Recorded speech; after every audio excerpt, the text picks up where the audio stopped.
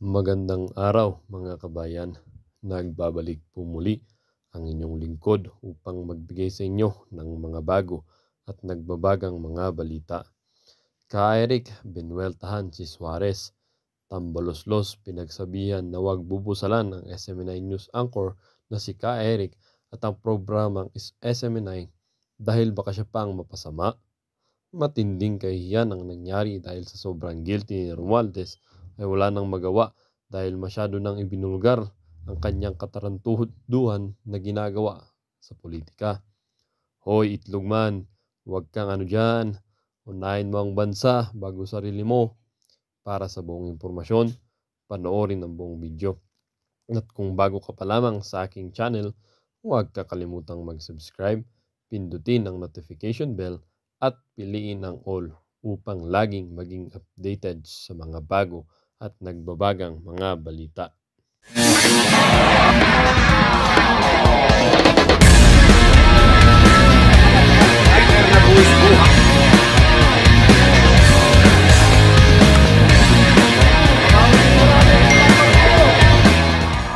Ang isyong ito ay naging usap-usapin din sa social media.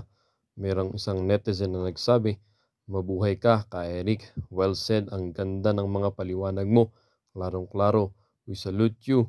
Nagkagulo dahil sa House of Representatives. Resign, Martin Romualdez." Ang isyong ito ay naging usap-usapin din sa social media. Merong isang netizen na nagsabi, "Mabuhay ka, Ka-Eric. Well said, ang ganda ng mga paliwanag mo. Klarong-klaro." Sabi din ng isang netizen, "Go, go, go, Ka-Eric and company. Full support po ang mga taong bayan na panig sa katotohanan na kagaya ko. Salute sa inyong lahat." Sabi din ng isang netizen, "Go, go, go, Ka-Eric and company. Full support po ang mga taong bayan." At sabi din ng isang netizen, "Kailangang ang lantaran sa anumang perang lumalabas sa kaban ng bayan na galing sa pawis at dugo ng bawat mamamayan. Huwag kayong magmamang..." Miss Ina, itong nalalabing mga ilang minuto natin ay ilalaan po namin sa aming editorial rejoinder para po sa ating kaganapan dyan sa House of Representatives. Una, ang pagtatanong sa bahagi ng media kung papaano po ginagamit ang pondo ng isang opisina o ng mga opisyal ng gobyerno ay karapatan ng mamamayan at tungkulin ng mga nasa media, kagaya po namin. Why are you saying that, Eric? What happened? Sapagkat nagkaroon po ng privilege speech itong congressman from Quezon Province na nagngangalang si David Suarez or Danilo. Danilo Suarez. Basta JJ Si Suarez. JJ, okay. Oo, anak yata ito ni Congressman or ni Governor Suarez. Mga kababayan, sinasabi niya na tayo daw ang aakusa sa SMNI doon sa 1.8 billion na ginastos ng opisina ni Speaker Martin Romualdez for travel expenses. Sa konteksto na ito ay naging isang reference discussion with Secretary Greco Belica on the 1.1 billion gastos na inilahad dito tungkol naman kay Secretary Loizaga ng DNR. Una sa lahat po, nagtatanong kami, Congressman Suarez. Nagtatanong po ang bayan, Mr. Speaker, at marapat lamang po na kayo'y tanungin sapagkat kayo'y public official. Tungkulin niya ng mamamayan, tungkulin niya ng media. Walang mali siya po doon. O bakit ngayon nagkaroon kayo ng resolusyon na bigla niyong paiimbestigahan ang franchise ng SMNI on the ground na kami ay nangiintriga at nagpapakalat ng fake news na para bagang kasalanan ang pagtatanong kung totoo hindi ang natanggap naming impormasyon na may 1.8 billion na gastos? Nagtatanong tayo. Kung hindi ito totoo, marapat lamang nasagutin at ipaliwanag ito ni Speaker Martin Romualdez sapagkat tungkulin at obligasyon niya yan sa mga mamamayan. The last time that we know, Congressman Suarez, the last time that we know here, Speaker Martin Romualdez, wala na po tayo sa diktadura. Hindi po dictatorship ang forma ng gobyerno. And you do not own the government. Neither do you own the House of Representatives. Though you are the Speaker, you are only part of the House of the Representatives. Ang Kongreso ay representasyon ng mamamayang Pilipino. Kailan naging krimen at kailan naging mali ang pagtatanong sa kondukta sa mga pundo at paggamit ng pundo ng mga public officials kagaya ni Speaker Martin Romualdez. At bakit pupunta sa franchise ng SMNI? Did you ask yourselves, hindi ba ito lantarang paggamit ng kapangyarihan ng gobyerno, which ipinahiram lang sa inyo ng mamamayan, for an implementation of censorship? Yes. Pagsupil yan. Pagsupil sa karapatan sa malayang pamamahayag na ginagarantihan ng konstitusyon. At ito ay mandato na ibinigay sa inyo ng mamamayan na narespetuhin nyo ang mga nakasaad sa saligang batas. The expression, the freedom of expression, the freedom of the press. Pangalawa, kailan po hindi pwedeng magtanong ang mamamayan at ang media tungkol sa mga public funds na ito? Natanong nyo rin ba ang sarili nyo? Bakit wala kayong pagtatanong o pagpapaimbestiga sa Rappler, sa Inquirer, sa Philstar, sa mga media na ang inilalabas nila ay mga pahayag ng Communist Party of the Philippines, ng NPA, ng NDF, na ang layunin ay pakalat ang propaganda against the government, and yet hindi nyo kunu-question ang mga franchise nila o ang mga permit nila to operate. Kami na lumalaban sa CPP, NPA, NDF, at lumalaban sa korupsyon at lumalaban sa maling pamamahala para maging matino at maayos ang gobyerno, bakit nyo ko-questionin ang aming franchise? Bakit nyo ko-questionin ang pagtatanong namin? Yeah. Uulitin namin po, hindi po mali na magtanong kami kung mayroon ba totoo na impormasyon ng kagastusan na umabot ng 1.8 billion sa mga travel sa Speaker of the House. Kung hindi ito totoo na itinanong ng mamamayan through Laban Kasamang Bayan, edi ipaliwanag ninyo. Yes. Hindi na gamitin nyo ang inyong kapangyarihan na ipinahiram lang ng mamamayan para ipitin ang SMNI. Pagbubusal ba ito? Mag-isip-isip nga kayo. President Bongbong Marcos Jr., hindi pa presidente itong pinsan mong si Martin Romualdez. At ang mga kasabwat niya ay parang pagmamay-ari nila ang buong gobyerno. You as the president does not exercise this kind of abuse of power, samantalang itong si Martin Romualdez ay lantaran kung mag-abuso ng kapangyarihan at gagamitin niya ang kanyang posisyon para iipitin niya ang mga tao, ang individual, ang organisasyon at mga media entity na hindi sumasang-ayon sa gusto nilang linya ng pagbubusal at inilalantad ang kanilang pakikipaglaro sa CPP, NPA, NDF. Yun po ang dahilan kung bakit pinapatawag nila ang SMNI. Bukas, November 30. And people are clamoring here. Dapat ipatigil ito. At dapat hindi ito hahayaan sapagkat this is sending a wrong signal na kapag nagkomentaryo ka sa isang miyembro ng Kongreso, kagaya ni Speaker Martin Romualdez, na napakapoderoso, pwede palang pati ang freedom of expression at ang the right to exercise free press na ginagarantihan ng saligang batas ay aapakan nila sa pamamagitan ng disguise ng committee hearing. Committee hearing for what?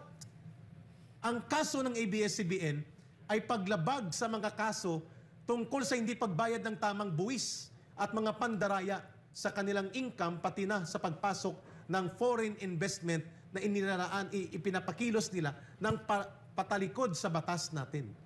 At ginamit sila ng isang political group para atakihin ang gobyerno. Hindi kami umatake sa gobyerno. Yes. Umaalalay kami at ang nilalabanan namin dito, ang totoong kalaban ng bayan at kalaban ng gobyerno.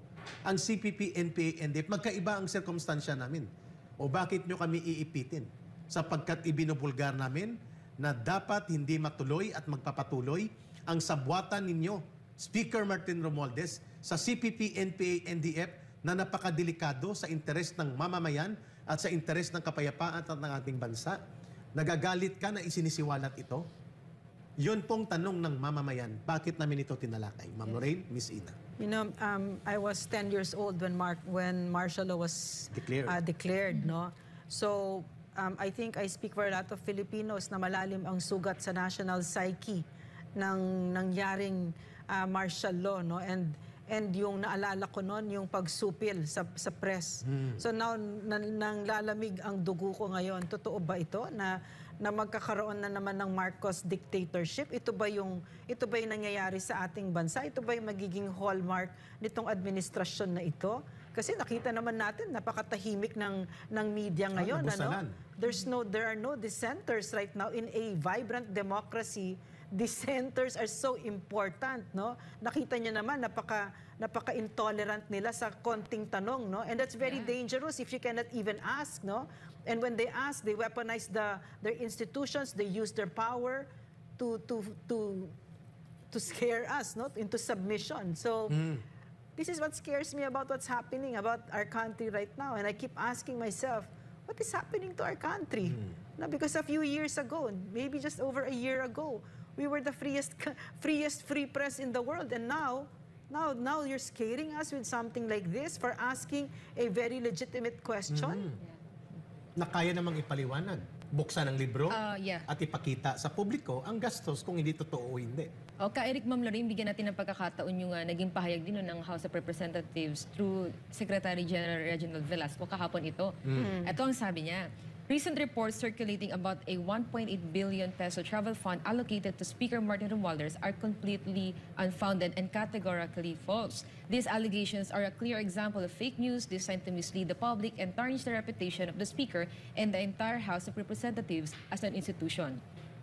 We urge the public and the media to exercise caution and verify facts before sharing such baseless claims. The House of Representatives is committed to transparency, accountability, and the Office of the Secretary General can confirm that such bloated amount for the Speaker's travel expenses does not exist. We in the House of Representatives are dedicated to serving the nation with integrity and will continue to focus on our legislative duties rather than being distracted by unfounded rumors and misinformation. Okay, Kung hindi binasa 1.8, magkano kaya? At bakit walang libro? Yeah. At hindi po kami nang aakusa. House Secretary General Velasco, nagtatanong po kami. Yes. Because pinasok po yan ang impormasyon sa amin. And the information came from the House of Representatives, employees. Ang sabi dito sa amin, Eric, pakitanong nyo sa Laban Kasamang Bayan if this is true, na mayroong 1.8 billion expenses for travel. Si Speaker Martin Romualdez, ano pong mali doon? Yeah. Bakit nyo bubusalan ang pagtatanong na ito? At kung transparent kayo at accountable, bakit hindi nyo sinasagot ng tama ang panawagan ni Pangulong Duterte at ng mamamayan na buksan ang inyong libro? Magpa-audit kayo sapagkat nababahala kami that there are 3 operatives, active operatives of the CPP, NPA, NDF na nagwawaldas ng pundo na humigit kumulang 100 million every year para sa 3 sa kanila na yan buo na or mahigit pa. Subalit walang investigasyon kung saan ito napupunta sapagkat kami na mismo nagsasabi, ito sila ay dugtungan ng suportang pinansyal sa terorismo na ginagawa ng CPP, NPA, NDF, and yet nandyan sila sa loob ng Kongreso. Yun po ang dahilan kung bakit tinatanong ang libro at ang mga accounts kung saan napupunta at baka nakalimutan po ninyo. Speaker Martin Romualdez, Congressman Suarez, kayo po ay public officials. You are always subject to public scrutiny and public criticism. And you should explain your side to the people in the free market of ideas because you chose to become public officials. And under the law, sa konstitusyon, all public officials must be accountable to the people at all times. Kami po ay dugtungan at daluyan lamang ng pagtatanong. Pwede ba? So kung kami tinatakot nyo at bubusalan nyo sa mga paimbestigasyon dyan sa House Committee, ay nagkakamali po kayo. Hindi po kami titiklop. Hindi po kami papayag na ang taong bayan ay mawawalan ng boses at ng daloy ng katotohanan sa tamang paninindigan. Ano ang masasabi mo kababayan sa usaping ito? Kung meron kang reaction sa video na ito, i-komento ang iyong pananaw at opinyon sa usaping ito. God bless Philippines. Salamat po. Sa napanood niyong video mga kabayan, ano naman po ang inyong mga opinyon? Ang ating comment section ay bukas para sa inyong mga komento at reaksyon. Huwag kakalimutan, do not let your thoughts left unspoken. As citizen of this country, your opinions matter. Huwag pong mahihiyang magbigay ng inyong mga saloobin, mga kabayan. At syempre, huwag nyo din pong kakalimutan i-share ang video ito upang inyong mga kaibigan at kapamilya ay maging aware din sa kung anong nangyayari sa ating bansa. Huwag din kakalimutang mag-iwan ng like. Hanggang sa muli!